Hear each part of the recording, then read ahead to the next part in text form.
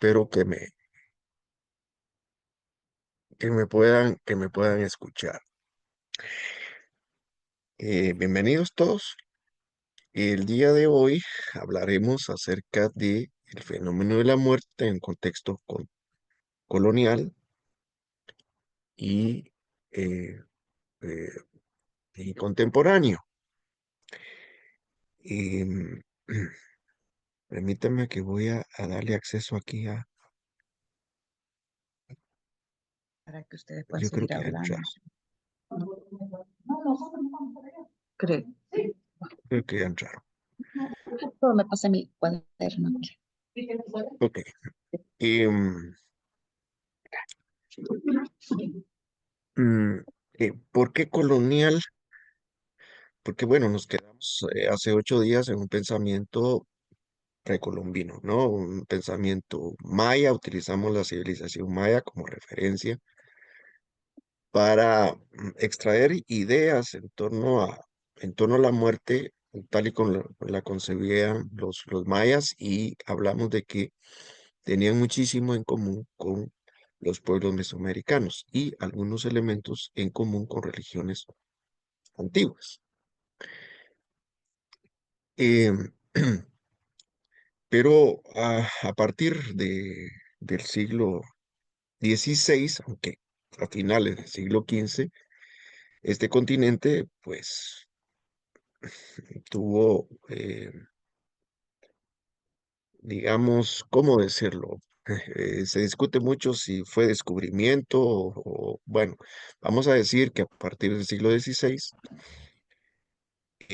los españoles tuvieron contacto con los pueblos mesoamericanos, particularmente, ¿verdad? En las Antillas, y luego se trasladan al continente, al norte del continente, al centro del continente, después van al sur y todos conocemos esa historia. Los portugueses hacen también lo suyo,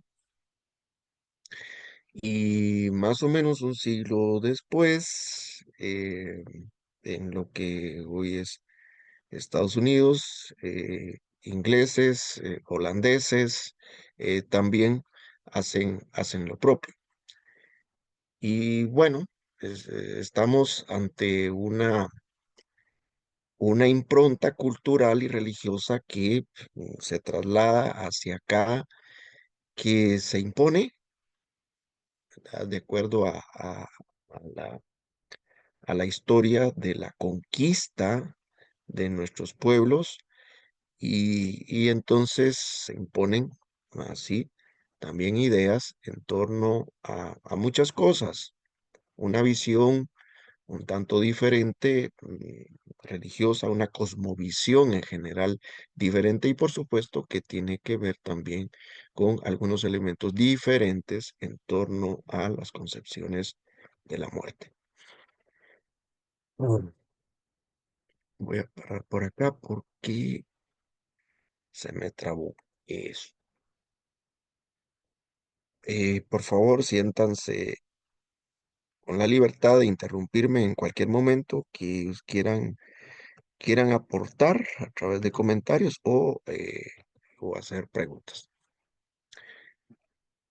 Empiezo con estos dos textos porque de alguna manera recogen las ideas en torno a la muerte que al menos la iglesia occidental, que fue iglesia cristiana occidental, que fue la que vino por acá en los siglos XVI y XVII, eh, y no nos habíamos separado, o no, la iglesia no se había separado en lo que es eh, protestantes y católicos romanos, definidos como tales a partir del Concilio de Trento y lo previo de la Reforma.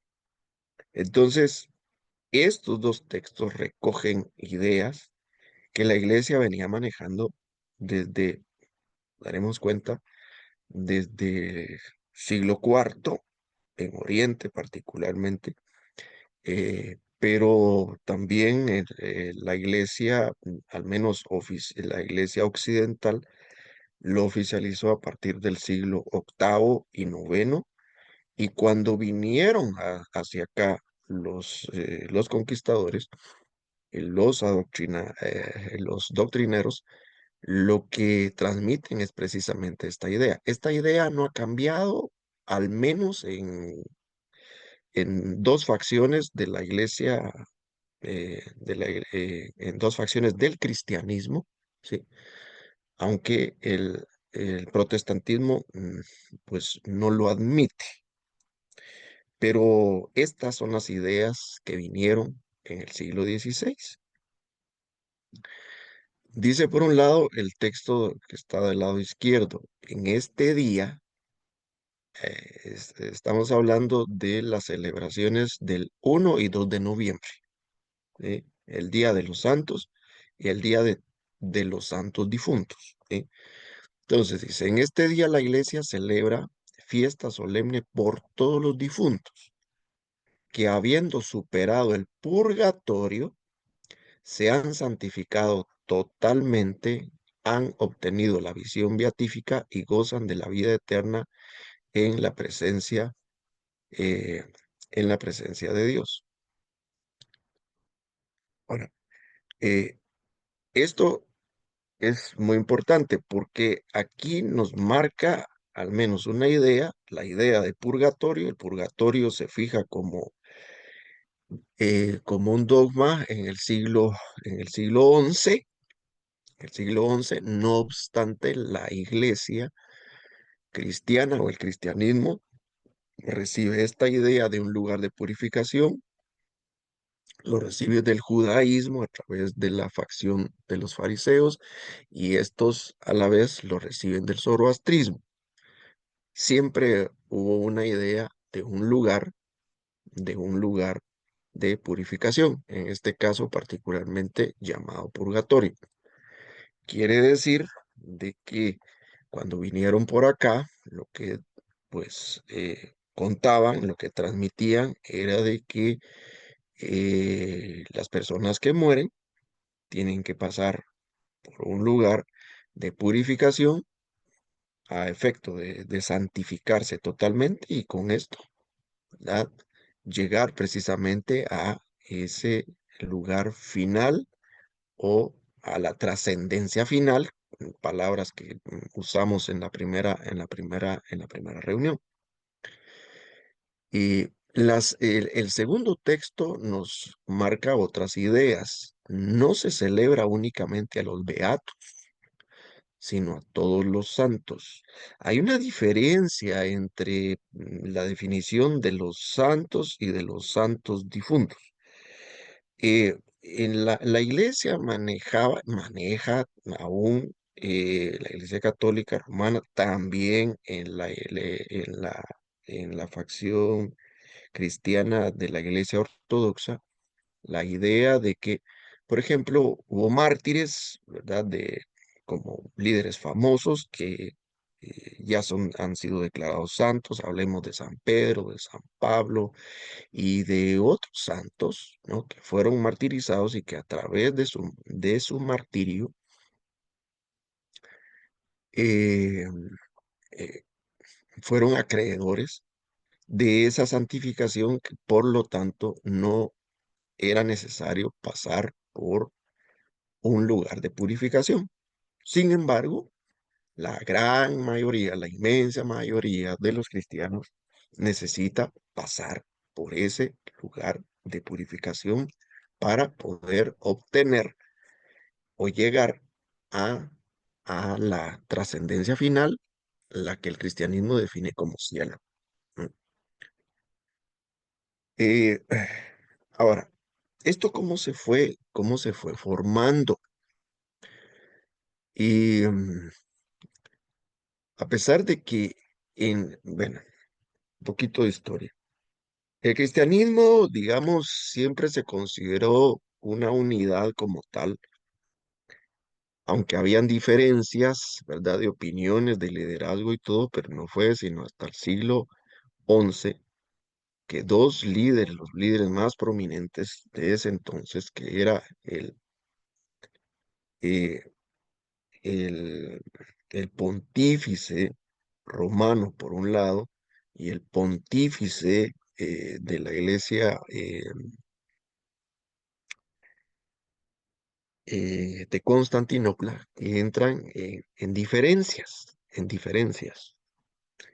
que finalmente lo que hace es una ruptura del cristianismo para definir, por un lado, la iglesia occidental, que corresponde precisamente a Roma, y geográficamente y políticamente también se adhiere a ellos otra, otra facción del cristianismo en el norte de África, y por el otro lado, las iglesias orientales, cuya líder principal es el pontífice de Constantinopla. Eh, Hasta acá, en el siglo octavo, por lo tanto, en el siglo octavo y el siglo noveno, no había ocurrido tal división. Es decir, esto, a pesar de que esto sucede en Occidente solamente para hacer la diferencia, digamos, de las dos facciones que luego se dividen, el Papa Gregorio III consagra una capilla en honor de todos los santos. La historia dice que el, el emperador Joca eh, dice, bueno, ya no hay necesidad de utilizar muchos eh, edificios se utilizó en el imperio, se utilizó en la antigua religión romana, y por lo tanto, mire, Papa Gregorio III, pues mire usted qué hace con él, nosotros lo donamos, ¿no?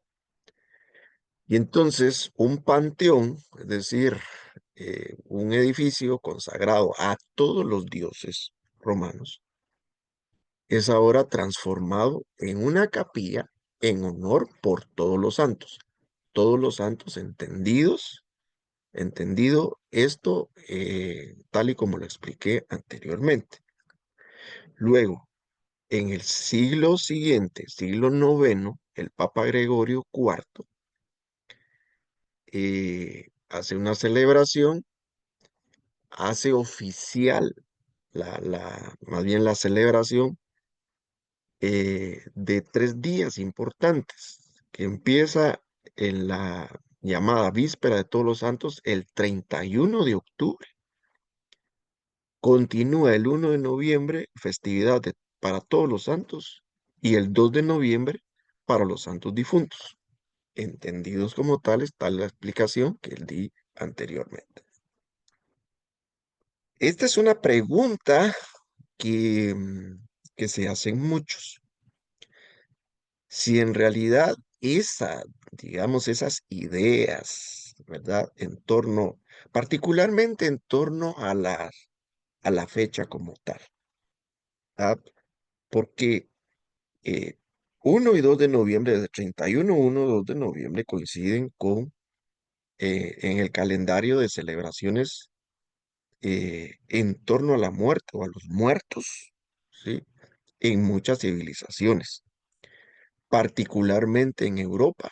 Es la cultura celta la que pues influenció a la cultura romana en torno a la celebración de una festividad en honor a los muertos. Pero casualmente, y lo pongo entre comillas, ¿verdad? Cuando vienen los colonizadores a este continente, se percatan de que también los nativos eh, mesoamericanos tienen también una celebración para los muertos cabalmente en esos días. Volviendo a Europa, entonces, ¿qué es lo que pasó? Porque dice, bueno, ¿será que esa celebración como tal es un sincretismo, es decir, es una mezcla de ideas que se fueron formando, vean ustedes, de los celtas a los romanos, de los romanos al cristianismo, ¿verdad? Esa es, digamos, el planteamiento inicial Mire, es que sobre el le que voy se a decir sustenta esta algo. pregunta. Pobrecita, ojalá le vaya bien, porque hay mucha gente que la estafa y que a ella le dijeron que ella no se puede con ese papel. ¿Alguien tiene el micrófono abierto? Perdone. Es que saber qué le hacen, hombre, la gente también por pagar, no, bueno, cada quien. Voy a parar y voy a ver quién tiene el micrófono abierto. Lo voy a silenciar. ¿Eh?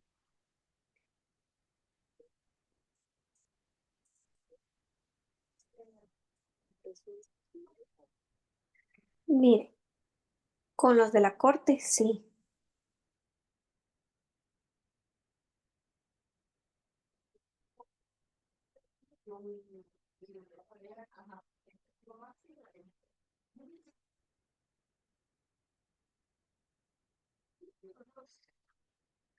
Bueno, les decía, estaba hablando acerca del sincretismo.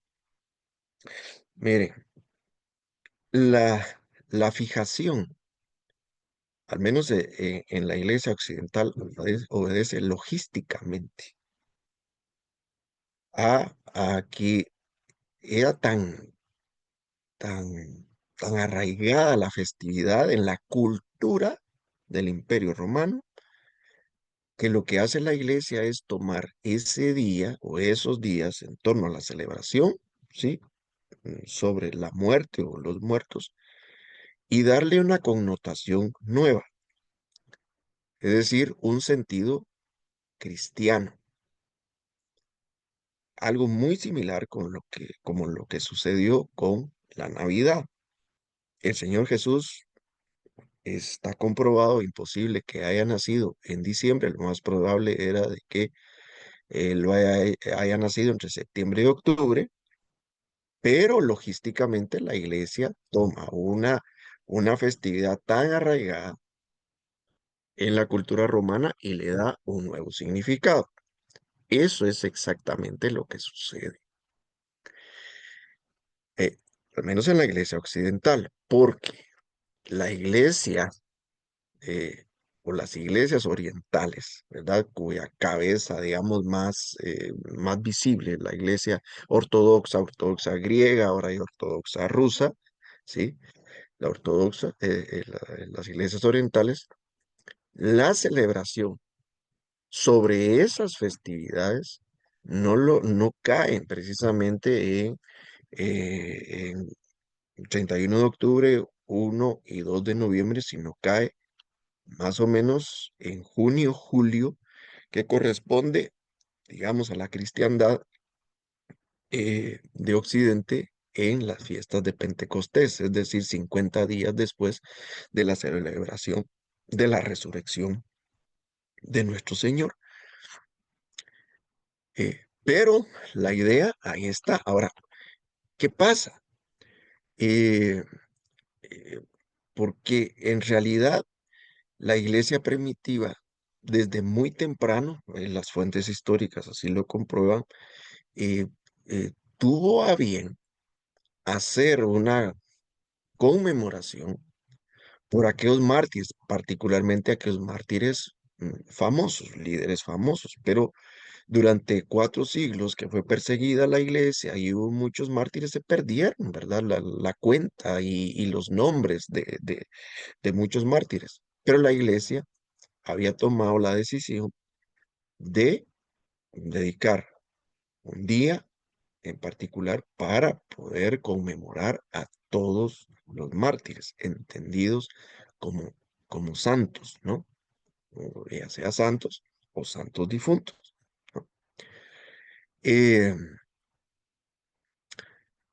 y efectivamente, pues eh, así fue como se vino trabajando esa idea.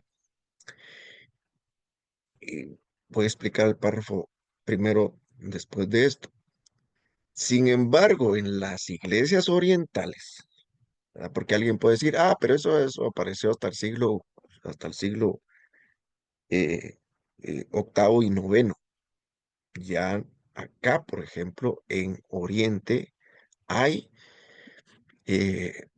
constatación de que ya en el siglo cuarto, al menos en escritos de San Efrén, de San Atanasio y de otros personajes, se puede ya ver que efectivamente la festividad en torno a la celebración del Día de los Santos, de los Santos Difuntos, ya era una costumbre en las iglesias orientales desde el siglo cuarto, ¿verdad? Siglo cuarto al respecto.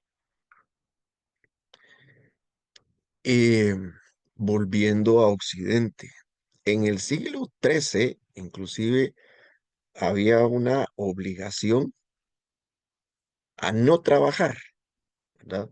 A no trabajar en esos días particulares. Claro, hoy en nuestra cultura, al menos en Guatemala, está fijado a través del Código de Trabajo la obligación, ¿verdad?, de los patronos de dar asueto con goce de sueldo al menos el 1 de noviembre.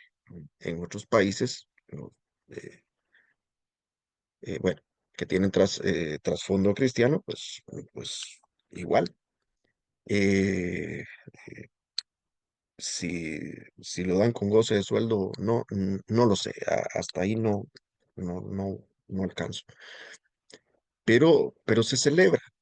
Y, y aquí no existía la obligación del patrono a poder pagar, pero sí existía la obligación de no trabajar, con el propósito de prepararse, ¿verdad?, espiritualmente para observar precisamente la celebración de esas dos festividades, ¿no?, del 1 y 2 de noviembre, incluyendo dentro de las obligaciones, pues aparte de no trabajar, la abstinencia y el ayuno. El ayuno, ¿qué quiere decir abstinencia? Abstinencia de relaciones sexuales. Y ayuno, pues abstenerse de comida. Es decir, la connotación realmente de la preparación espiritual para estas fiestas era muy especial. Todo esto se ha ido cambiando. Usted, pues, sabe cómo se celebra y vamos a hablar un poquito al respecto. ¿Verdad? Esto ya lo dijimos. Bueno, hay una cosa interesante que hasta el día de hoy, que el Papa Gregorio cuarto lo que hizo fue trasladar, supuestamente, bueno, no supuestamente, trasladó una gran cantidad, ¿ya?, de restos de supuestos mártires, ¿verdad?, en las catacumbas de Roma, y por supuesto los restos de algunos líderes importantes y los trasladan precisamente a esa capilla que se convierte en una capilla denominada Santa María y Mártires hasta el día de hoy. Mm, em, por otro lado, en las culturas, eh, particularmente culturas antiguas, existen las llamadas comidas de difuntos, que de acuerdo al antropólogo guatemalteco Celso Lara, dice que esto, pues en toda la cultura antigua, porque dice no existe cultura alguna en el mundo que no tenga un ámbito específico y concreto para evocar el tiempo de comunicación entre espíritus y vivos, lo que quiere decir de que de acuerdo a él, en toda cultura existe ah, un ámbito específico y concreto. ¿Cuál es ese ámbito específico y concreto? Ciertos días fijados con con ese objetivo. Ahora bien, usted dirá, pero bueno, pero en el cristianismo en realidad, por el contrario, hay prohibición de comunicación de vivos y muertos. Sí, perfecto. Pero yo insisto, lo que he hablado desde la primera sesión, lo que la religión oficial indica no es lo que culturalmente una sociedad maneja. como tal. ¿Por qué? Porque hay ideas, hay muchas ideas que se han mezclado y que se han fijado y que están por encima, inclusive, de lo que la iglesia dice oficialmente como tal, o la religión dominante dice como tal en una cultura. Eh, Dentro de las casualidades que los colonizadores vinieron a observar, aparte de, eh, de la coincidencia en una celebración por la muerte, por los muertos, ¿verdad? Aunque claro, por supuesto que ambas culturas tenían connotaciones distintas respecto a la celebración, pero al fin y al cabo coincidencias en días. Por otro lado, se daban cuenta que en esos días los pueblos mesoamericanos participaban de comidas. Los antropólogos hablan de comidas de muertos, así se le llama, comidas o comidas de difuntos. Entonces, aquí ya era, ¿verdad?, común ese tipo de banquetes o comidas especiales. Y, pero el cristianismo que vino por acá también tenía para las celebraciones, ¿verdad? Bueno, no precisamente en esas eh, 31, que era abstinencia y ayuno, pero sí precisamente después se va transformando en que en las celebraciones del 1 y 2 de noviembre en Europa también se hacían comidas de muerto, aunque parezca así raro, pero dada el, digamos, la tipificación que los antropólogos dan.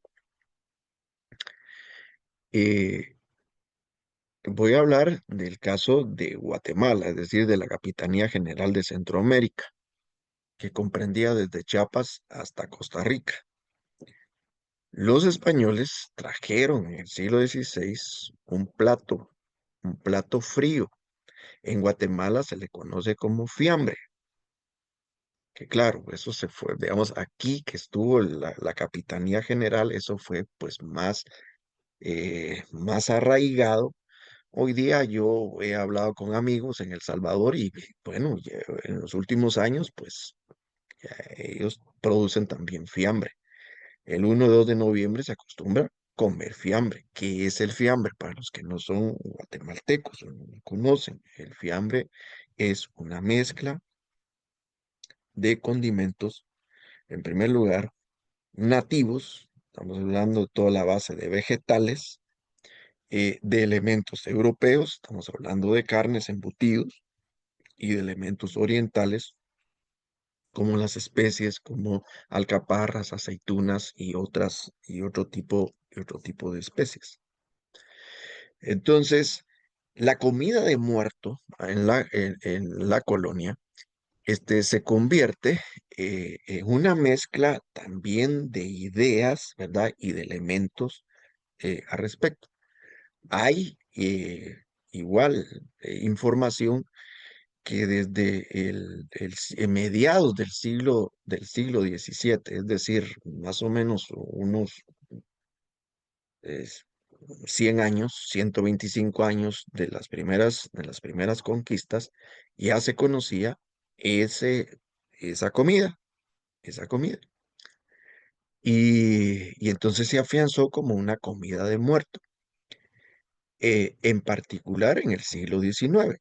Estamos hablando de el primer siglo de vida independiente, es decir, recordémonos de que las, los países que estaban colonizados por España, tienen su independencia más o menos entre 1910 a 1920 y algo, 25 en Guatemala, bueno, en Centroamérica, perdón, 1820 y algo, 1821 fue para Centroamérica. Y esa comida en Guatemala, pues bueno, se ha popularizado cada vez más, pero particularmente en las comunidades no indígenas, es decir, mestizas, ¿no? Mestizas.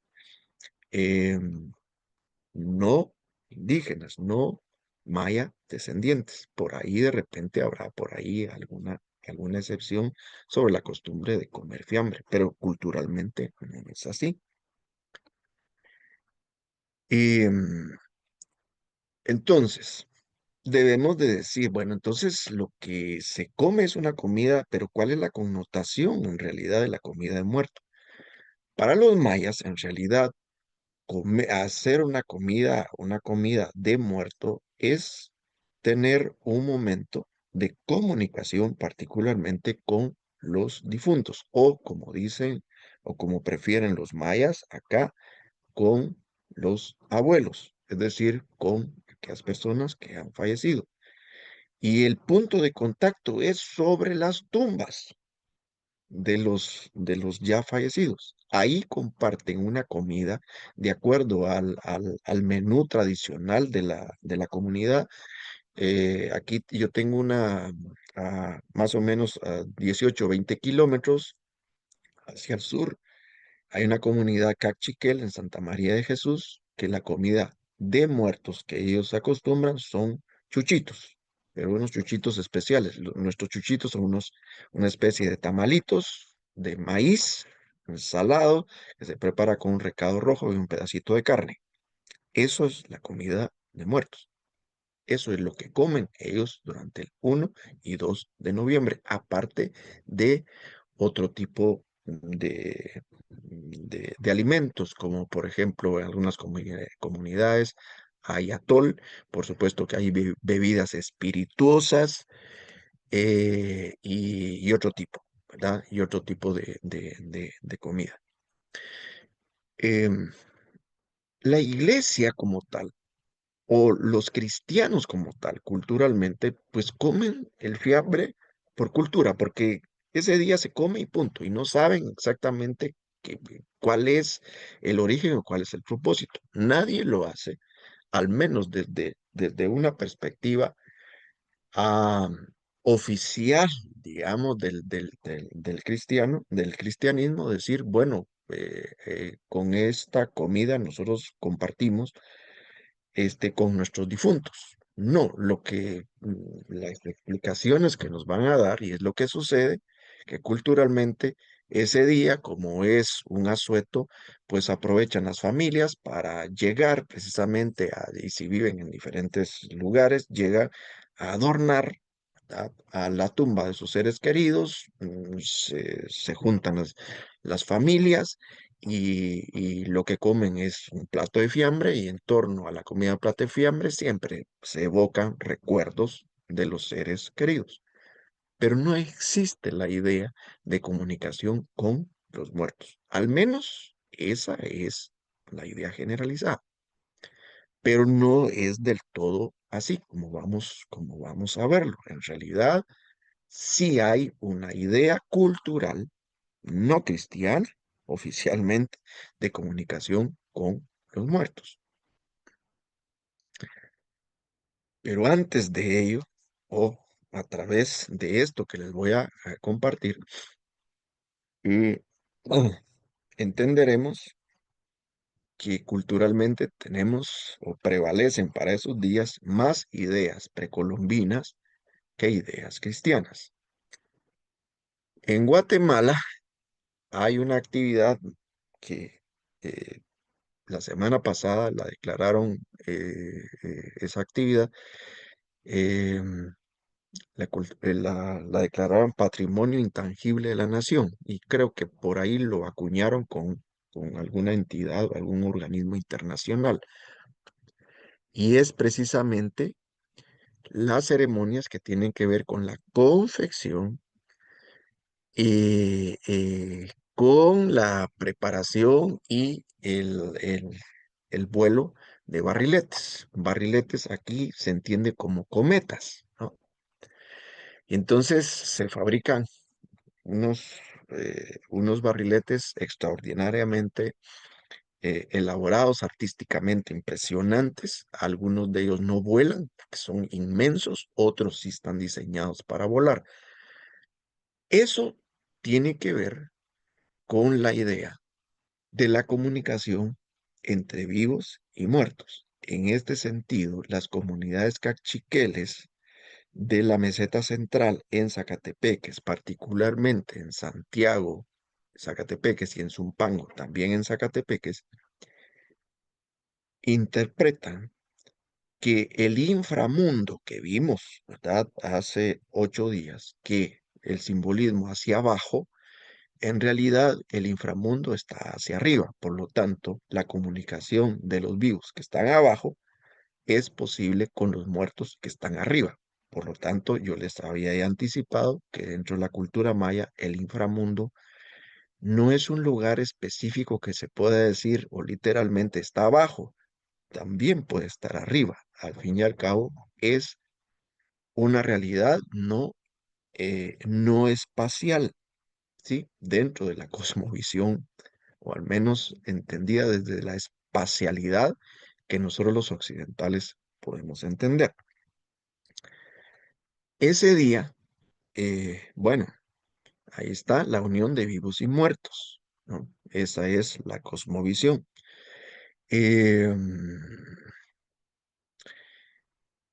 Que dice acá, es la vía de enlace entre los muertos, es decir, los santos y los vivos. Para los habitantes de Santiago Zacatepeques, el Día de Todos los Santos tiene poco, pero no quiere decir que no tenga algo que ver. Y es que aquí es donde se mezclan las ideas. Todos los Santos tiene poco que ver con los santos católicos del cielo y se enfoca casi exclusivamente sobre los muertos del inframundo, que en este caso no están abajo, sino arriba, los ancestros de Santiago, los antepasados o los abuelos, como ellos lo dicen.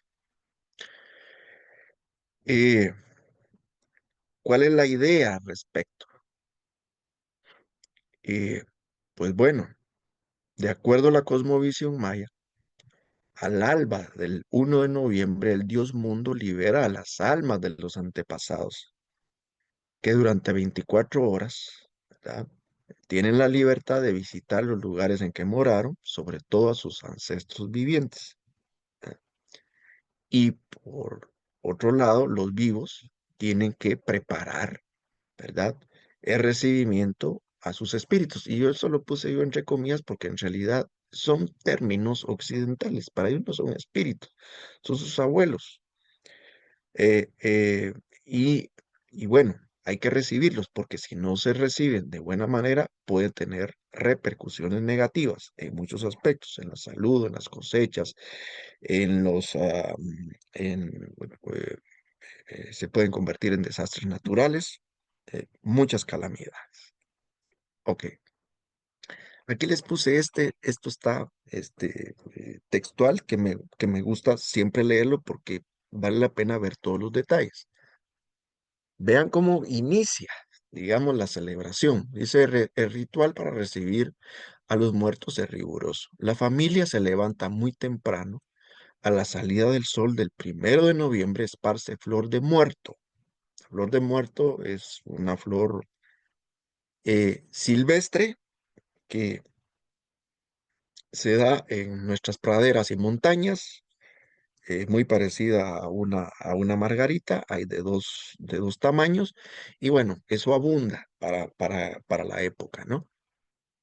Eso le llaman cabalmente flor de muerto. Y entonces se esparcen en el umbral de la puerta de la casa y en todos los lugares donde haya acceso, ventanas, pórticos, en fin.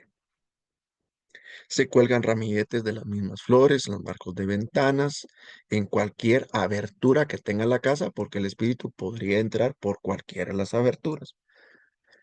¿Esto con qué propósito? Para guiar a los espíritus e indicarles que no se les ha olvidado, que son bienvenidos, ¿sí? Se construye, ¿verdad? De madrugada se construye un altar que consiste básicamente en una mesa, ¿verdad? Usualmente es una mesa. Se le pone una cubierta, un tapado, ¿sí? Y ahí lo que se acostumbra es poner fotografías de los antepasados que han fallecido y también algunos cuadros, ¿verdad? De algunos santos, ¿verdad? De la iglesia católica. Y en ese altar se incluyen también comida de muerto, como en este caso, en esas comunidades, aguardiente blanco o de olla, o cucha, como se le denomina, pan, agua, frutas, atol de maíz y candela. Después de preparar la casa, ¿verdad? Y de haber hecho el altar, toda la familia se dirige al cementerio para adornar o vestir las tumbas, ¿verdad? Que por lo general en nuestros cementerios son promontorios, ¿verdad? Que se hacen específicamente para indicar que ahí hay alguien sepultado. Eh, en la cabecera, precisamente donde está la cabeza del difunto, por eso se llama cabecera, se incrusta una cruz y indica que eso es la tumba de alguien. Y alguien podrá decir, bueno, es que normalmente las comunidades indígenas en Guatemala representan las clases sociales más bajas y por eso pues entierran a sus muertos ahí en la tierra. No precisamente por cuestiones económicas, también puede ser, pero particularmente ideológicas. Y lo vamos a ver por qué se entierran ahí. Ahí sí que literalmente se entierran en la tierra, no se depositan en, en nichos, ¿verdad? O en mausoleos. Y entonces, bueno, se visten las tumbas. Eh, se, a veces se esparce, ¿verdad? Esa flor de muerto o mm, utilizan también las hojas de pino, ¿verdad? De pino.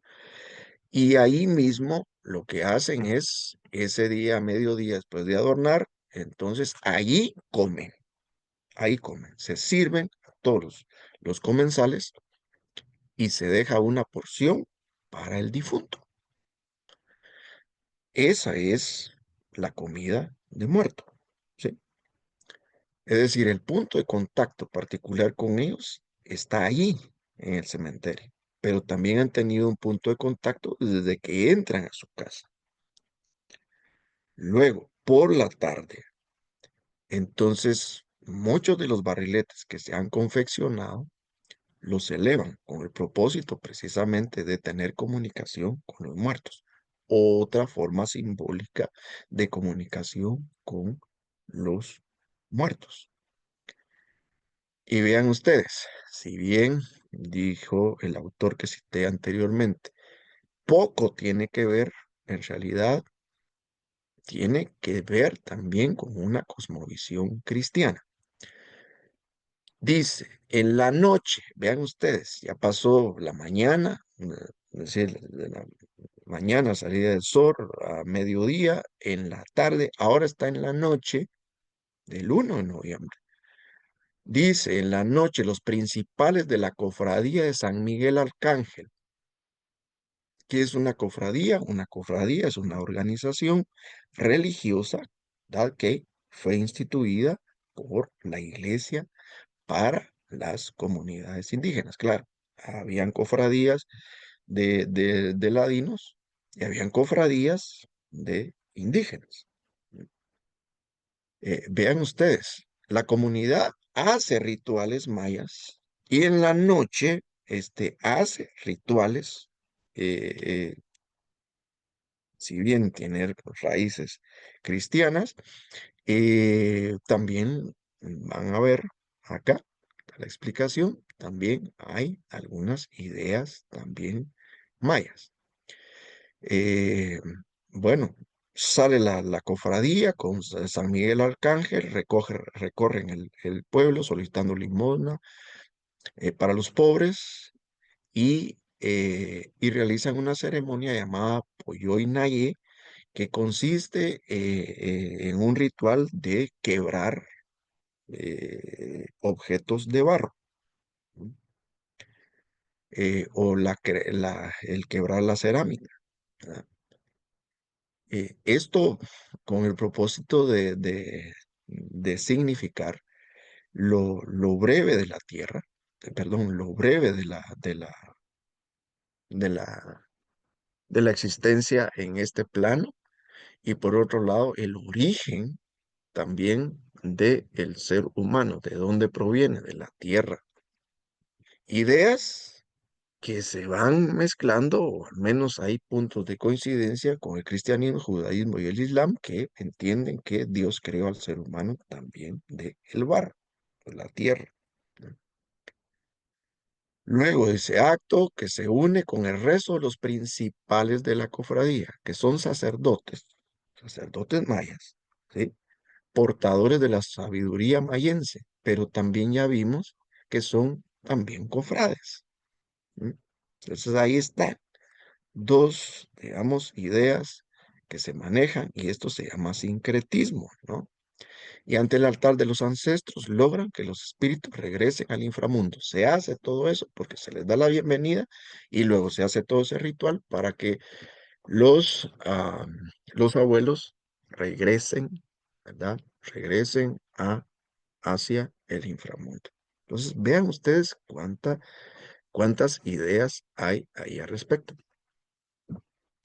Ahora, en el cristianismo, a ver, yo, por ejemplo, cuando tenía unos 10 años aproximadamente, a mí me llamó la atención de por qué mi abuelita, el 1 de noviembre, en la noche, prendía una veladora, ponía un vaso de agua, ponía las fotografías de algunos seres queridos que habían partido, le, la veía que agarraba un rosario, ¿sí?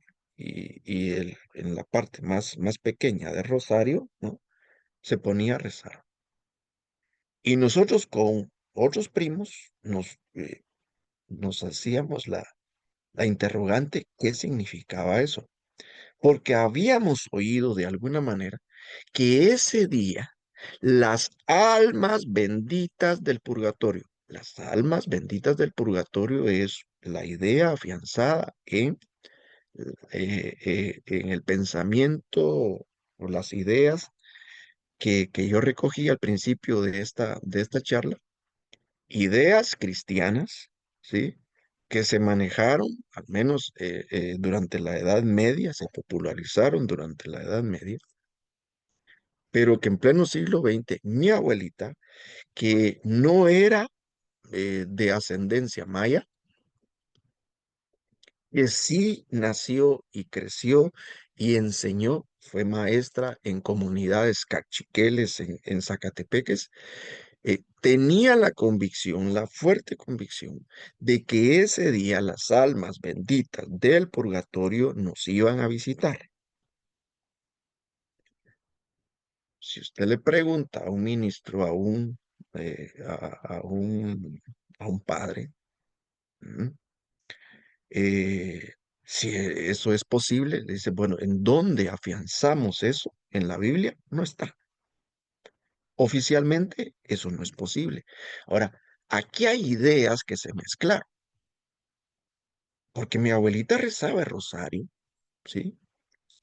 A favor de esas almas benditas del purgatorio que ese día nos iban a visitar. Por supuesto que ese día ya habíamos comido fiambre y ya expliqué, digamos, las razones o las sin razones por las que culturalmente nosotros comíamos fiambre. Ahora, les voy a enseñar dos figuras que me llamaron mucho la atención. Este es una parte de un cementerio en las comunidades quichés, una de las 22 etnias de tronco común maya que tenemos en el occidente de nuestro país.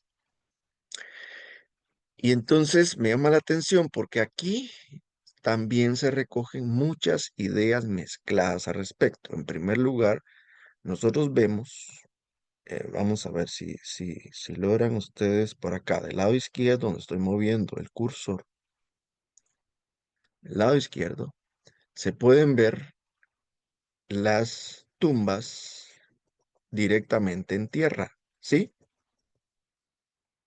Que nada más tienen ahí en las cabeceras las cruces. ¿M? Pero por el otro lado, vemos estas pequeñas edificaciones, yo calculo que más o menos tendrán como 1 metro en las cabeceras, ¿sí? Que ya, digamos, se han hecho, ah, digamos, asemejando frontispicios de iglesias, ¿no? Y hay ideas en torno al cristianismo, ahí están cruces, ¿sí? Eh, por supuesto que podríamos deducir que estas personas pues tienen mayor potencial económico y pudieron lograr esto y ellos no. Digamos, esa podría ser una conclusión. Sin embargo, vemos edificaciones más formales donde los difuntos ya no se sepultaron en la tierra. Recordemos que los mayas sepultaban o enterraban literalmente, digamos, como símbolo de que de una semilla que se planta o el símbolo de que se planta una semilla en el útero de la madre tierra, ¿no? No obstante, en esta comunidad, Chichicastenango, que es 99% maya quiché, ¿m? eh, sepultan ya a los difuntos en mausoleos o nichos, ¿verdad? Hoy día se ha popularizado mucho que los ayuntamientos o las municipalidades pues tienen servicio, ¿verdad? Construyen eh, cubículos ahí donde depositar a los difuntos. Y aquí hay edificaciones pues más elaboradas al respecto, pero no están sepultados en la tierra. Vean acá la mezcla de ideas al respecto, ¿verdad? En torno a la muerte. Pero también me llamó la atención esta fotografía, porque me hizo recordar mi infancia. Más o menos de 10 años, todavía vivía, bueno, ya había fallecido mi abuela, tal vez un año atrás, y entonces todos los 1 de noviembre para nosotros de niños significaba alegría. No teníamos el entendimiento ni la cosmovisión, ni entendíamos la filosofía o el significado de las cosas, pero significaba en primer lugar que nuestros primos, los tíos, nuestros seres queridos, la familia que vivía lejos ese día iba a llegar, nos íbamos a ver con ellos, significaba que ese día íbamos a comer delicioso, ¿verdad? Un plato de fiambre, lo disfrutábamos, lo anhelábamos mucho ese día, pero también íbamos a los cementerios, al cementerio, a adornar, ¿verdad? Llevábamos, bueno, nuestros papás, ¿verdad? Nuestros tíos llevaban flores, llevaban coronas, arreglos florales, etcétera. Nosotros colaborábamos con traer agua cuando eso era permitido para poner agua a las flores, en fin. Y nosotros, retos, para nosotros era una fiesta como esos niños. Corríamos, jugábamos en medio de las tumbas. Recibíamos reprimenda de nuestros papás porque nos decían, ¡eh! No se estén pasando. A veces nos pasábamos por encima, ¿verdad? De las tumbas, ¿verdad? Ignorando nosotros que lo que estábamos haciendo era un sacrilegio, medio nos explicaban, no, ahí hay un muertito, eso es pecado, que se pasen por encima, pero para nosotros estar ahí jugueteando, ¿verdad?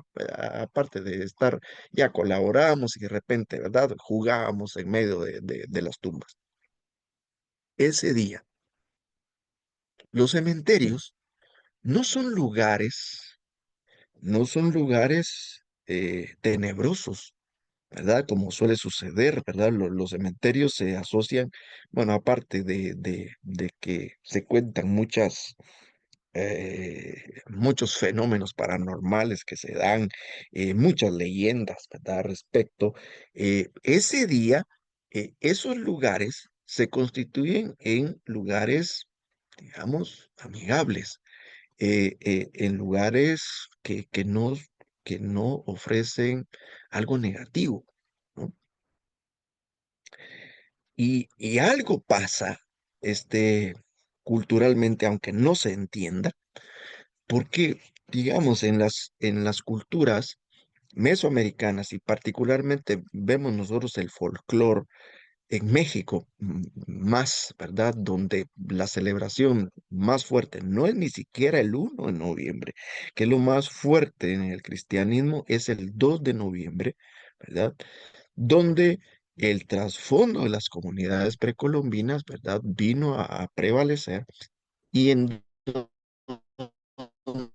de, por ejemplo, la representación de la muerte se llama Catrina y es un personaje amigable. Todo el mundo se viste, se disfraza de Catrina. Entonces con la Catrina, se divierte, con la Catrina, se juega, con la Catrina, se establecen lazos de amistad sin tener ningún temor. Esto lo podemos entender particularmente cuando vemos la película Coco, que les recomiendo que ustedes la vean con el propósito de entender un poco más la cosmovisión de los pueblos precolombinos. Pero esos lugares, ¿verdad? Los cementerios se constituyen en lugares de fiesta, en lugares de fiesta. Eh, y bueno, eh, aquí, por ejemplo, les voy a mencionar que aquella solemnidad que la iglesia cristiana venía manejando durante muchos siglos anteriormente, inclusive en la Edad Media, en el siglo 11, 12, como nosotros vimos, que inclusive se obligaba a prepararse espiritualmente, se transformó y se transformó en actividades que para la iglesia no constituían en actividades piadosas. Por ejemplo, vean ustedes que en el siglo XIII, en el Concilio de Rouen, se censuró los juegos y bailes en el cementerio, inclusive bajo pena de excomunión. Habían ahí, digamos, escritores públicos, dice lenceras, libreros, mercedes, habían mimos, habían otro tipo de actividades que ahí se realizaba, y dijeron, esto en realidad no es una festividad solemne. Ahora, eso aunque se prohibió, se siguió usando, se siguió manifestando, inclusive hasta el siglo XVII. Siglo XVII, ya estamos hablando de que teníamos ya un siglo, ¿verdad? Un poco más de un siglo de tener, digamos, aquí en el continente americano, ya presencia, ¿verdad? Cristiana con esas costumbres. Ustedes saben, hoy día los que visitan los cementerios, al menos aquí en Guatemala ha sido así, es así, que se ve, ¿verdad? Ahí una gran cantidad de gente, ¿verdad? Adornando, ¿verdad? Las tumbas, o los nichos donde estén los seres queridos, pero también ahí hay marimba en la entrada y esto es relativamente nuevo. Cuando era niño no existía esa práctica de poner marimba en la entrada del cementerio, es muy común, al menos en Antigua Guatemala. Y ahí andan grupos musicales, por lo regular son mariachis, ¿verdad? Que andan ofreciendo música y de repente dice, mire, le ofrezco, ah, no, sí, fíjese que nosotros somos cristianos, también tienen un repertorio para evangélicos y entonces ahí andan ofreciendo todo tipo de servicio. En la entrada hay ventas desde comida, de ropa y otro tipo de artículos. Entonces, no ha diferido un montón de prácticas que en determinado momento se censuraron y que se siguen manifestando, porque al fin y al cabo las culturas se imponen por encima de lo que una religión, llamemos dominante o que es mayoritaria, tiene al respecto, ¿verdad? Esto no es tan importante. Ahora bien, hablemos un poquito de otros aspectos. Este es de acuerdo a un libro por ahí famoso que recoge muchas ideas en torno a- a rituales cristianos y a festividades o a actividades que se hacen el 1 y 2 de noviembre. Hay un comentario, dice que es el más antiguo, imagínense, 1534. Estamos hablando a duras penas de 9 años de la conquista de Guatemala, realizada por Pedro de Alvarado, la capital, ¿ya? La Capitanía General estaba en lo que hoy es Ciudad Vieja, a 5 kilómetros de Antigua Guatemala, en el Valle del Molón, a 1534. Y es este el comentario. Aquí lo reduje en lo más importante. Dice: en la iglesia donde hay muchos cristianos enterrados, existía la costumbre de sepultar a los difuntos en debajo de los altares o en las bóvedas que tenían las iglesias. Sin embargo, ese era un privilegio para las clases sociales altas. De todas maneras, aunque quisieran sepultar a todos, no era posible. Por eso dice Fray Antonio de Remesal: en la iglesia donde hay muchos cristianos enterrados. eh, y por el otro lado, habla de que no es cosa conveniente que se hagan cosas públicas, hablando precisamente de algunas costumbres que se tenían, que ya lo vimos que fueron censurados. Ahora, recordemos que un maya no tenía ningún problema con enterrar, ¿verdad? En la propia casa de habitación, algún ser querido o cerca de las casas de habitaciones. No existían los camposantos que se crearon después, y particularmente casi que de inmediato con la colonia. Se dice, bueno, entonces no, eso no es de cristianos, que lo sepulten donde sea. Vamos a destinar un lugar que era en la parte de atrás de las iglesias, ¿verdad? Llamado Camposanto, y entonces ahí es donde ustedes, indígenas, que ya son cristianos, ¿sí? Van ahí a sepultarlos. Em, Esto definitivamente que vino a traer, digamos, un choque cultural e ideológico. Imagínense ustedes con las culturas, con las culturas precolombinas, pero bueno, así se impuso, y como dice Severo Martínez, para bien o para mal, resurge un nuevo elemento cultural. Los velatorios, ¿verdad? Se hacían exponiendo los cuerpos, se les preparaba con cloroformo. Y esa práctica, ¿verdad? Que fue una práctica, pues, europea, ¿verdad? Que prevaleció hasta el siglo XVIII.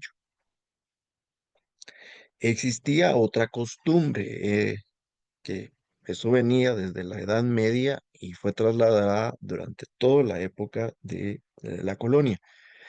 El pagar, el pagar por oficios religiosos en favor de un, de un difunto. Normalmente eso se pagaba en vida, digamos, a alguien pues que quería garantizar, ¿verdad? Que cuando se muriera pudieran realizar algunas rogativas por él. Entonces daba cierta cantidad de plata, de dinero, y con eso se garantizaba que el proceso de purificación podía durar menos tiempo y entonces podía trascender. Ahora, imagínese usted la frustración, en todo caso, de las clases sociales más bajas que no podían ni pagar ni monetariamente ni con bienes de otro tipo, eso, ¿verdad? Hoy día eso ha cambiado, porque inclusive, por supuesto que se va a dar una cuota por orar o por rezar por un difunto, o ya no existe, digamos, la exclusividad, por ejemplo, de orar por alguien único y exclusivo, ¿verdad?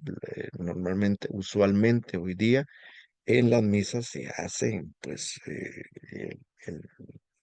se ruega por 2, 5, 10 personas, ¿sí? Y eso ha cambiado, pero esto eran las prácticas, ¿verdad? En ese entonces.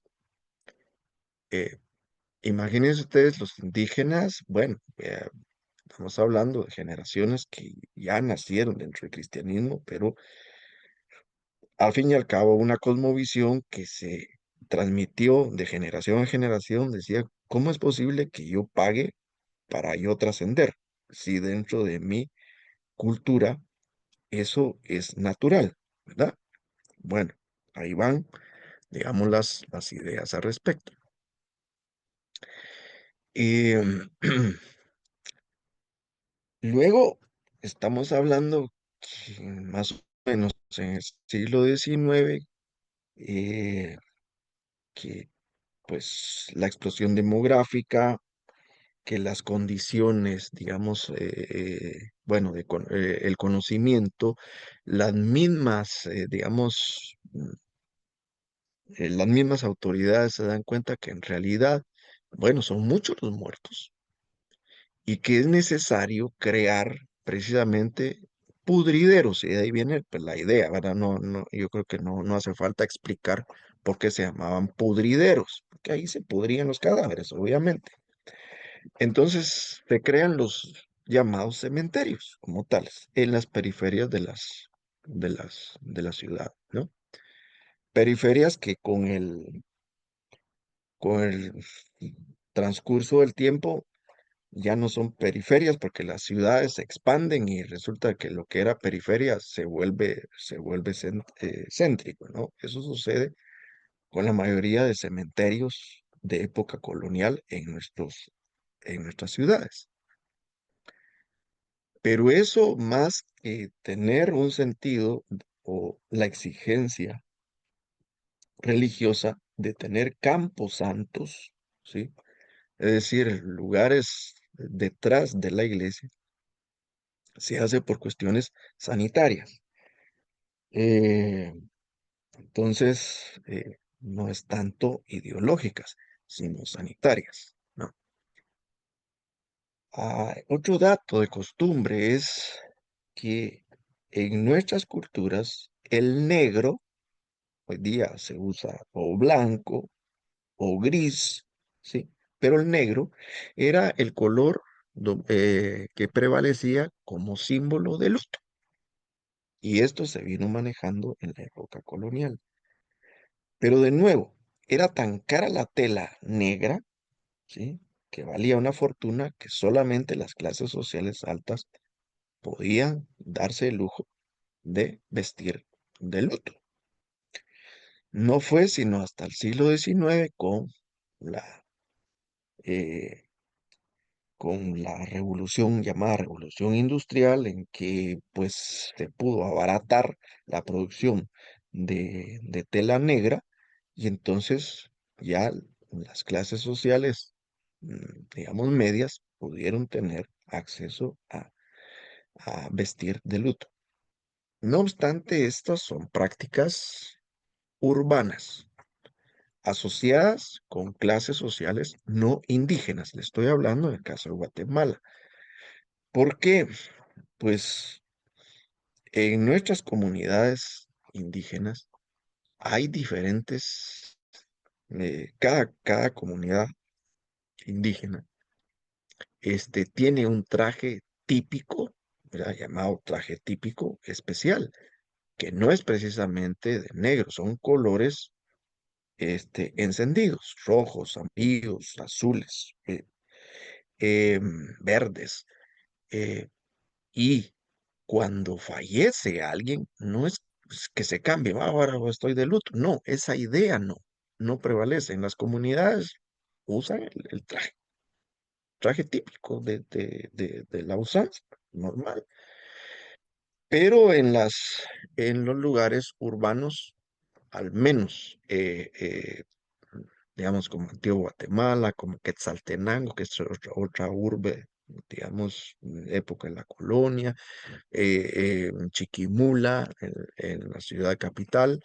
Bueno, todavía se acostumbra cuando hay un funeral, pues vestir de luto, o al menos no llevar trajes, como decimos nosotros, coloridos, ¿verdad? ¿Por qué? Porque es un signo de falta de respeto.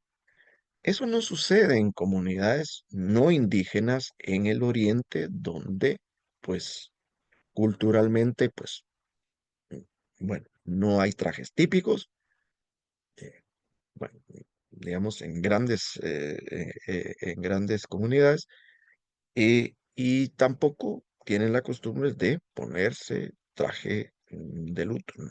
Entonces, esto va cambiando conforme el tiempo.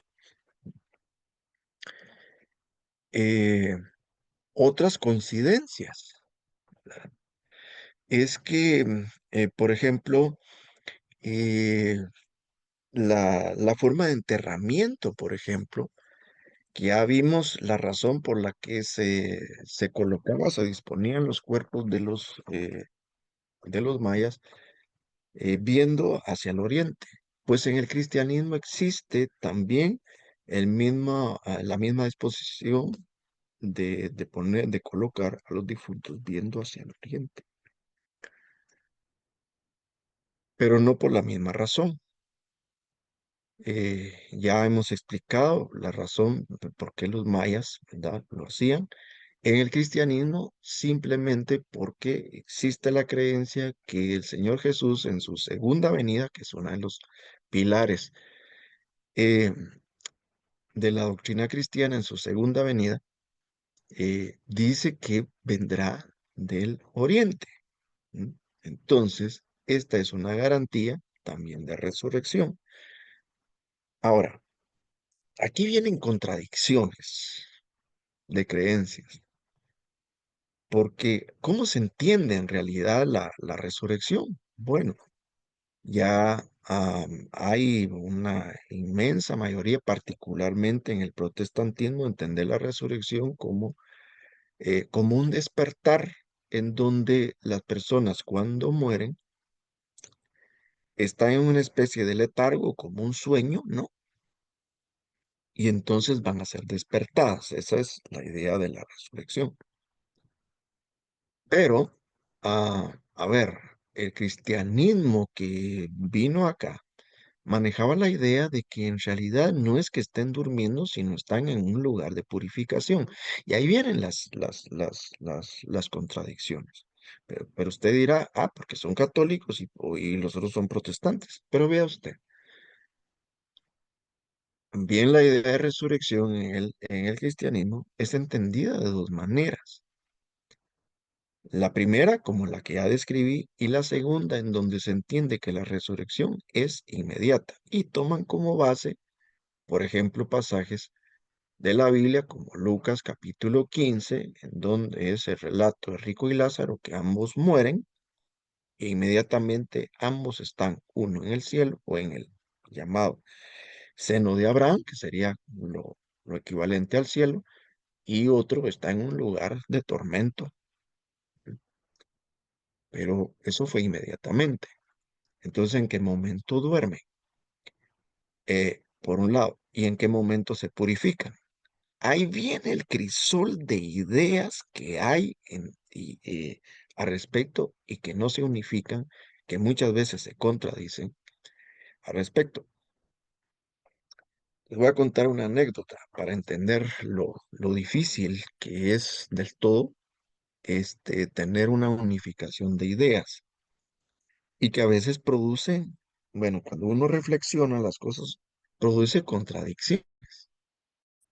Cuando mi padre falleció, mi hija, que es la segunda, eh, tenía 4 años.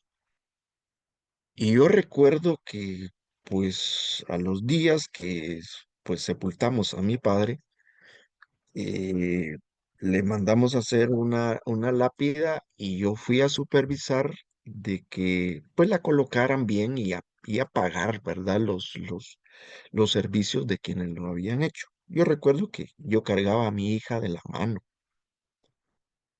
y ella, con 4 años, me hace la pregunta y me dice, papi, ¿mi abuelito dónde está? ¿Está allí o está en el cielo? Eh, yo no había ni siquiera incursionado, bueno, creo que tal vez ya tenía a duras penas 1 o 2 años de incursionar en estudios teológicos. Y por supuesto que tenía una formación protestante de ya algunos años. Sinceramente, desde mi tradición, es decir, desde lo que yo había sido enseñado, era decirle a mi hija, ahí está, pero está durmiendo. ¿Mm? Sin embargo, siempre me causó a mí, digamos, como un cuestionamiento, decir, bueno, entonces, ¿qué pasa? ¿Y qué pasa con tales pasajes? ¿Y qué pasa? Y entonces yo recuerdo que más que entrar en una lógica dentro de mí fue porque no lo entendía del todo, más fue una expresión de fe, ¿m? Una creencia. Y yo le dije a mi hija, tu abuelito no está ahí, tu abuelito está en el cielo. ¿M? Em, bueno, previo a eso, otra anécdota.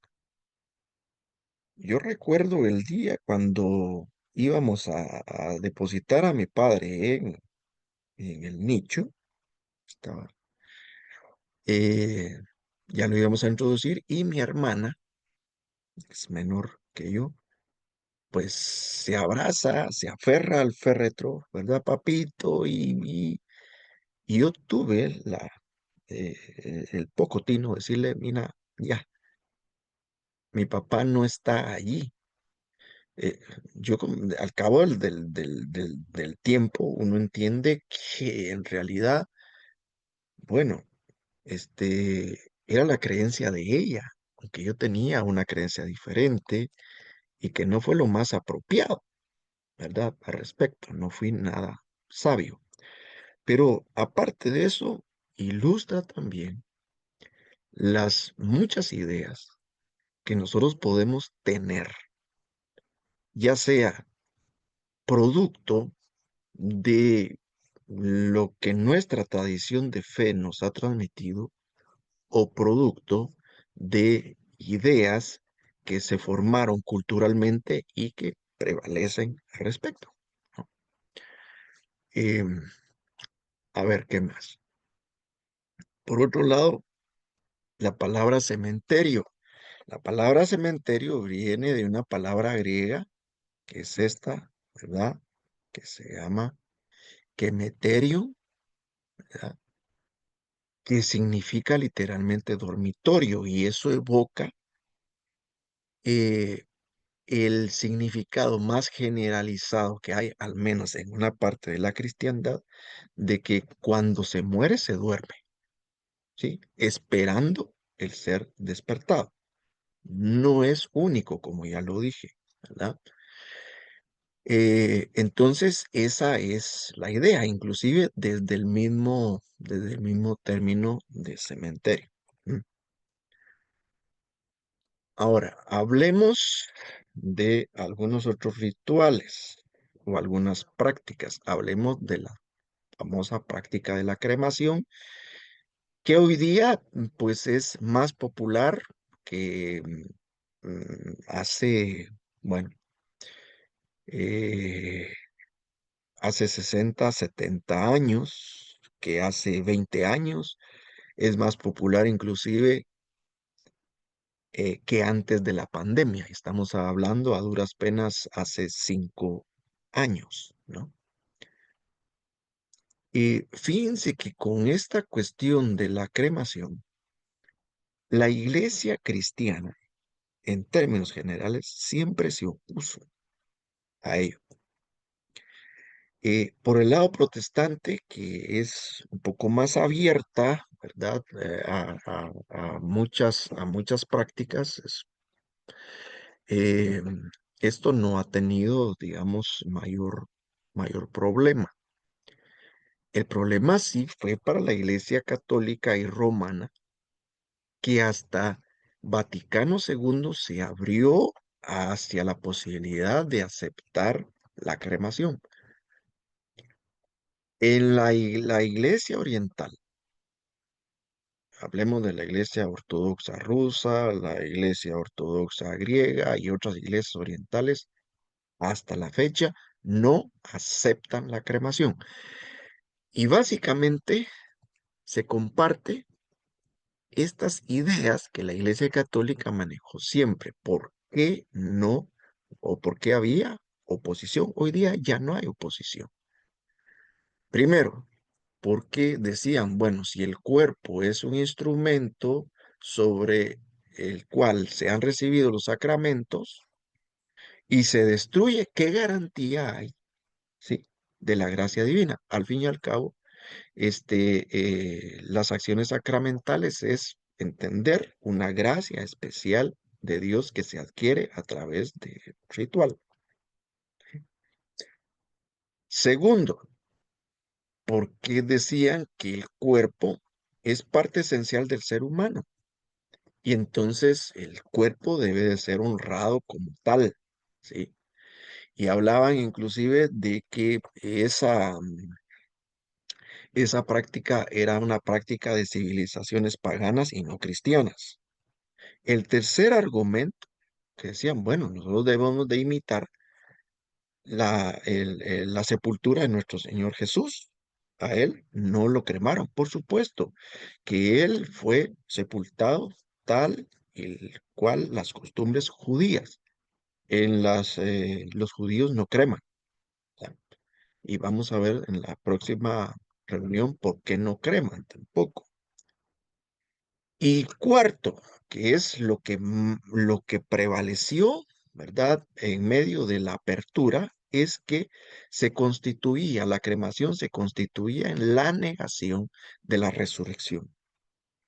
Entonces, cuando la Iglesia Católica, a partir de Vaticano II, se abre a, bueno, está bien, este, em, eh, autoricemos las cremaciones, pero cerciorémonos que entiendan eh, que crean que manifiesten la creencia en la resurrección. Esto es importante, ¿no? Entonces la iglesia se ha abierto a ello, ¿no? Y los rituales se han ido transformando, ¿verdad? Porque antes decía, está bien, usted créemelo, pero primero, debe de realizar una misa de cuerpo presente y después créemelo. Hoy día no. Inclusive yo sé de ceremonias religiosas que se ofician ya con las cenizas del difunto. ¿Da? La otra de las cosas está bien, nosotros lo autorizamos, pero esas cenizas deben de ser depositadas en un cementerio. No se la lleva para su casa, no es un objeto de adorno, ¿verdad? No, no. No lo va a tirar al mar, no lo va a tirar a no sé dónde, no lo vuelve a abono, etcétera. Es decir, deben de honrarse. Eh, la iglesia oriental, no. La iglesia oriental dijo, no, bajo ninguna circunstancia debe de, de realizarse. Lo único que se autoriza son cremaciones, por ejemplo, en una guerra, ¿verdad? En algunos eventos sanitarios donde hay mucha mortandad, entonces, pero es por cuestiones sanitarias más que por cuestiones religiosas.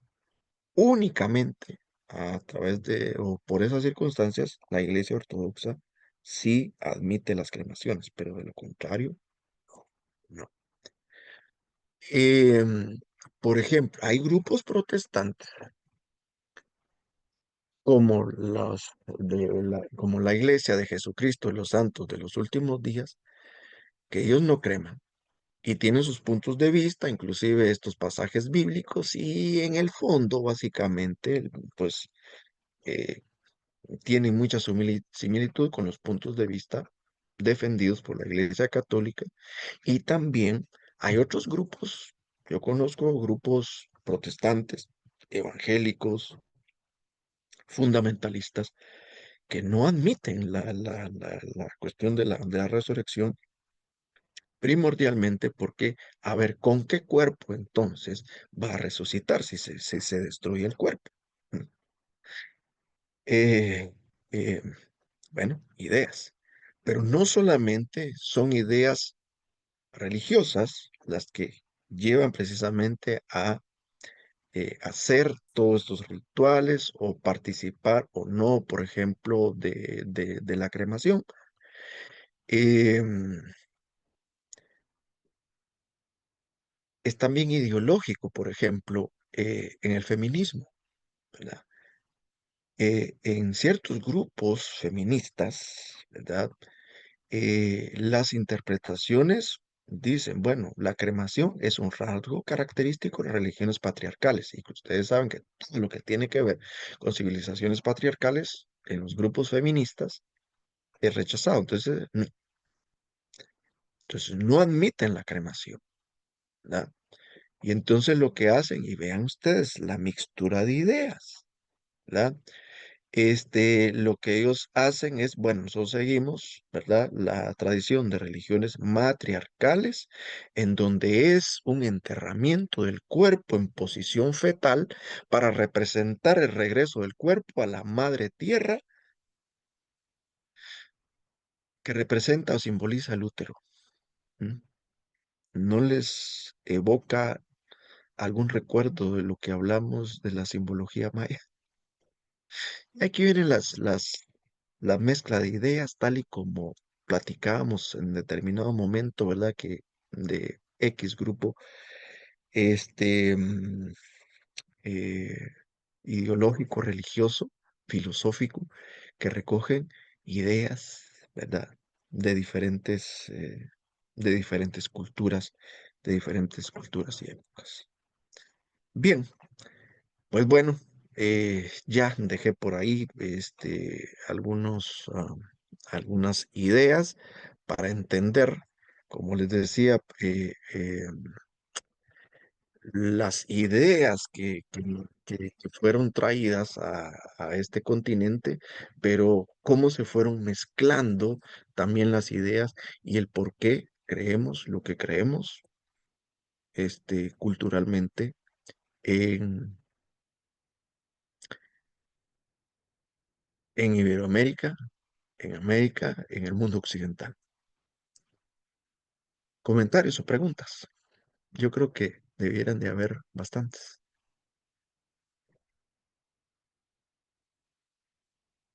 Adelante.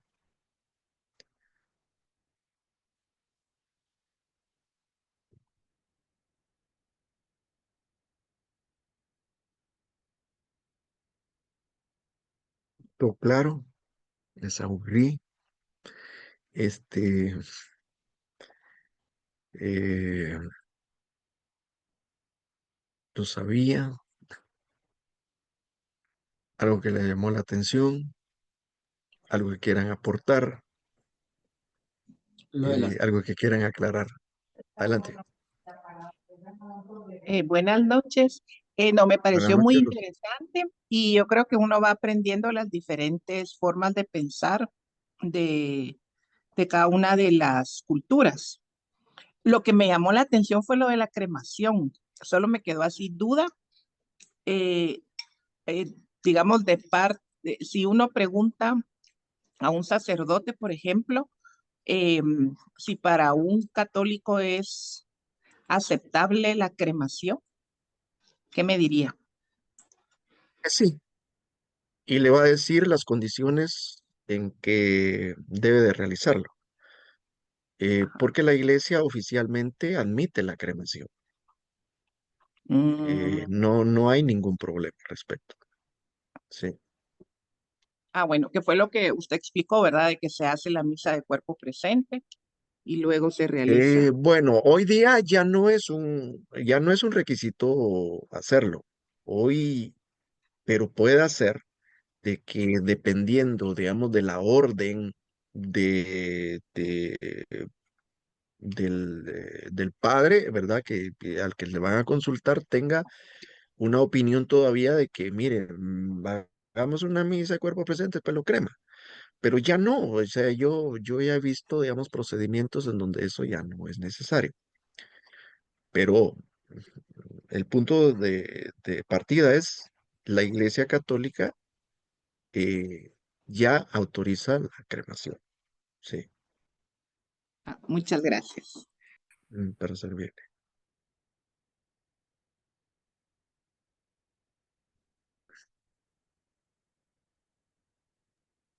Bueno, a mí en lo personal un dato que me llamó mucho la atención fue la parte de utilizar la ropa de color negro.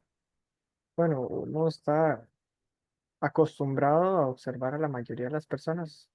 Hoy en día tal vez ya es más variado, pero hace unos años para atrás tal vez era más común ver a la mayoría de las personas, o tal vez la familia en sí, de la persona difunta, en utilizar el color negro, pero uno nunca tal vez se cuestionaba por qué era que se utilizaba el color negro en un rito funerario. Sí, en la cultura occidental y cristiana particularmente el negro está asociado con la muerte. En Oriente es el blanco o es el púrpura. Es otra, digamos, es otro el color simbólico que se asocia con la muerte. Ujú, sí. Rosy, adelante. Sí, buenas noches. Me llamaba la atención todo lo que mencionaba sobre colocar el altar y la comida y todas estas cosas, pero actualmente, pues, incluso, Cortó, pero actualmente ahí se cortó. aunque la gente identifica como un cristiano católico, ¿ponen aún así esos altares para los muertos o eso solo se mantiene dentro de la comunidad indígena para celebrar el Día de Muertos? Me dio duda si ya esa práctica se mezcló dentro del medio eh, cristiano, por así decirlo. Y se mezcló, se mezcló. Em, pues obviamente, digamos, en Guatemala, yo eso lo expliqué hace 8 días, el último censo dice que tenemos una población de 40% indígena, que es debatible, algunos debaten eso, siguen manejando de que es más del 50%, por lo menos. Eh, y 80% de cristianismo. Y obviamente dentro de ese 80%, pues hay por lo menos la mitad indígena, ¿no? Ya sea porque sea católica o porque sea protestante. Pero también hay de religión maya. Pero aquí lo que vemos es una mezcla de religión maya y cristiana. Usualmente o normalmente esos altares que ponen santos, ¿verdad? Cuadros de santos son precisamente comunidades católicas, eh, católicas, pero vean ustedes que todos los rituales obedecen mayoritariamente, no exclusivamente, como vimos, a ideas precolombinas, ¿sí? Y también hay prácticas católicas, como por ejemplo, ¿verdad? El sacar una procesión de la cofradía, pero también al mismo tiempo van haciendo una ceremonia con ideas mayas al respecto. Entonces es una mezcla, en este caso particularmente, eso se llama sincretismo, un sincretismo maya, cristiano, católico. En las comunidades indígenas, en donde son evangélicos, no existe en esa práctica de poner altares y obviamente tampoco de la participación de la procesión y todo eso. No lo hay. Pero sí la costumbre, en algunos, no en todos, por supuesto, la costumbre de ir a almorzar en los cementerios, que si bien probablemente no tengan la idea de que literalmente ahí hacen un contacto con el muerto, sí es una costumbre arraigada culturalmente, aún en algunos evangélicos, ¿m? Como por ejemplo el conflicto de algunos evangélicos de comer el fiambre, porque es comida de muerto y porque eso es pecado, esto y lo otro, y algunos por costumbre, ¿verdad? Por cultura, lo comen, lo preparan y lo comen sin la connotación de entender de entender o de practicar como una comida de muerto. Así es. Gracias. Muy bien, Rosy.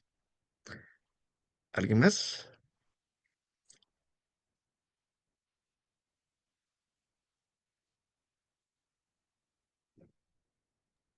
Eh, Yo quería comentar algo que, bueno, la clase pasada y esta que pude ir observando, es que, digamos, la religión maya, en contraste con la religión cristiana, sí, en general, eh, los rituales, la mayoría eh, de la cristiana, se hacen como de una manera más dogmática, como más tranquila o por ciertos pasos. No es un momento, como usted decía, en el de los mayas, que es como un tipo de celebración casi por trascender a otro plano. Entonces, me llamó más la atención, digamos, esa manera de ver la muerte y el significado que tiene para ellos. Sí, claro. Desde el entendimiento mismo de que la muerte no es el fin, sino es la continuidad de versus ahorita terminó y yo no sé a dónde va, etcétera. eh, en, en un sector, digamos, del cristianismo, claro, eso produce igual manifestaciones, eh, ritos, ¿sí? Ceremonias con características, digamos, más solemnes o menos solemnes o más formales y menos formales, depende cómo lo querramos ver y analizar, ¿sí? Porque para, digamos, cierto grupo le parecerá hasta un sacrilegio, digamos, cómo manejan la cuestión del duelo y el manejo del cuerpo y etcétera. eh, Les parecerá que es un absurdo, pero en realidad obedece.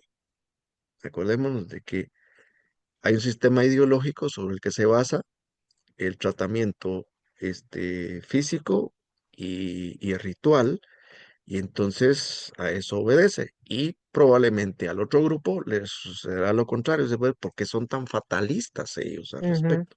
sí. Pero es desde la perspectiva en que se juzga por las convicciones que tiene cada quien.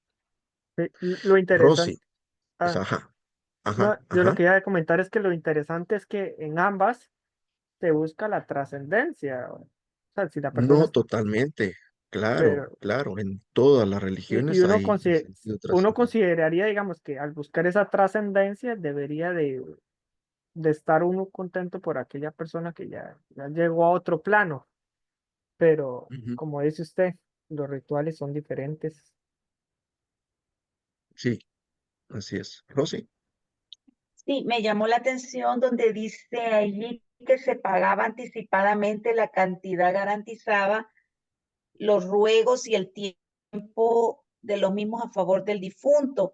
Y me puse a contrastarlo con la práctica común que se hace por lo menos aquí en El Salvador, que cuando alguien fallece, hacen las misas por los 9 días, pero todavía en interiores eh, hacen tamales o cosas así. Mi mamá se recuerda que estaban antes, cuando ella era pequeña, se daba mucho eso de las rezadoras y que llegaban y le decía que cuánto se comprometían a rezar y dependiendo de cuánto dijeran, así era la cantidad de tamales que le daban para llevar.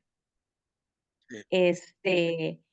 Pero no pensaba yo que se pagaba por, por esas oraciones de las que está hablando acá. Pensé que todo se había manejado siempre nada más a nivel de rezos Es un y tal vez, servicio gratuito o algo así. Sí, o sí. tal Por vez a supuesto eso que que le yo, digo que le daban comida, nada más. Ujú, sí, perdón. pero todo ha ido cambiando. La iglesia tampoco ya maneja eso, pero eso se manejó en tiempo de la colonia, ¿no? Durante la Edad Media en Europa y bueno, luego se trasladó a América esa práctica, ¿no? Hoy ha cambiado, digamos, la perspectiva ha cambiado. Eh, bueno, cuando murió, por ejemplo, mi abuelita, estoy hablando en el 1977, todavía existían las personas que se les contrataba para ir a llorar, planideras, creo yo. Espero no decirlo mal, pero eran personas que se les contrataba para ir a llorar, no a orar, a llorar, aparte de las personas que iban a orar, ¿sí? Costumbres, tradiciones. Lorena, adelante. Gracias, buenas noches. Buenas Yo noches. no sé si me perdí en algún lado, ¿de dónde surgieron los velatorios? Ah, sí, no lo mencionamos. Bueno, existe la idea de, bueno, aparte de dar, digamos, de ahí viene el término, honras fúnebres a la persona, ¿sí? Que acaba de fallecer, también existe la idea de que se está acompañando al alma del difunto que, pues, ha empezado a trascender. Y es importante durante esas próximas horas el acompañarlo rezando particularmente, ¿verdad? Porque, digamos, siempre existió la idea piadosa de rezar, ¿verdad? O orar por el difunto y por eso se estaba ahí orando a favor de él. Luego se transformó en simplemente una compañía, digamos, como lo que suele suceder en un velatorio, donde aparte de externar el el pesar, digamos, el manifestar condolencias a los deudos, pues se acompaña, ¿verdad?, a la familia durante ese proceso. Cosa que durante la pandemia, por restricciones legales y sanitarias, se prohibió, produjo muchísimo trauma en las personas que sabían lo importante, el objetivo del acompañamiento en los velatorios de la familia. ¿Cómo es posible de que no nos permitan, digamos, velarlo, ¿no? Velarlo. Y entonces, bueno, optaron inclusive, yo se los había comentado, por cremarlo, porque entonces el gobierno se autorizaba a hacer velatorios de cenizas, ¿verdad?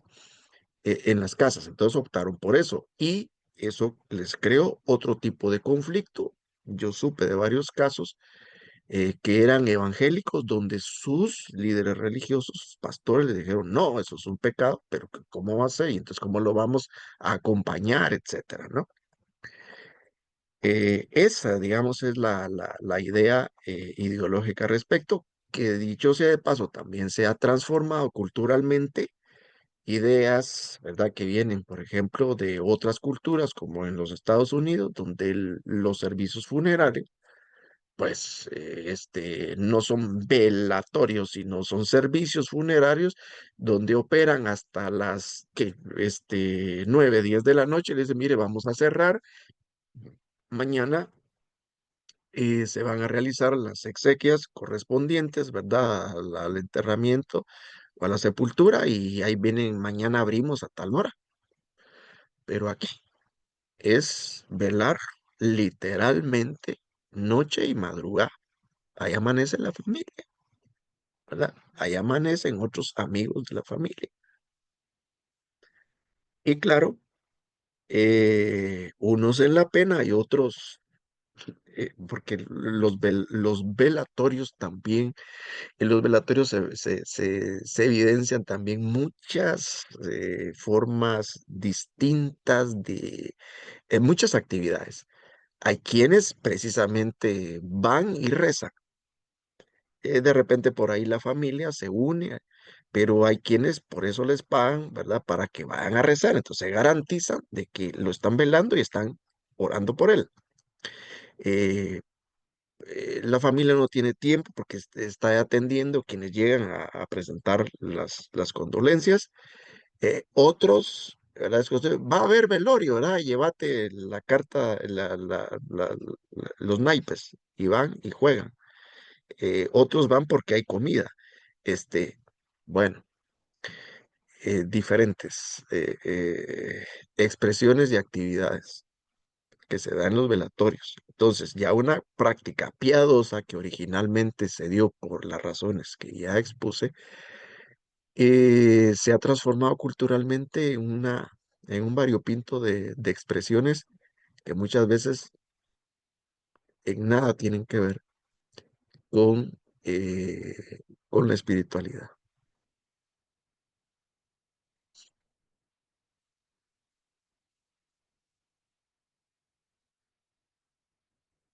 ¿Alguien más? Bueno, dentro de 8 días concluimos y tendremos nuestro pequeño conversatorio en torno a las ideas que les puede generar el libro Una muerte feliz. Les recuerdo que pues lo dejamos como una tareita por ahí para poderlo leer. Feliz noche, les veo dentro de 8 días, si Dios nos lo permite. Cuídense. Gracias, feliz Gracias, buenas noche. noches. Gracias, feliz Buenas noches a noche. Buenas noches. todos. Gracias, Buenas buenas noches. noches. Feliz noche.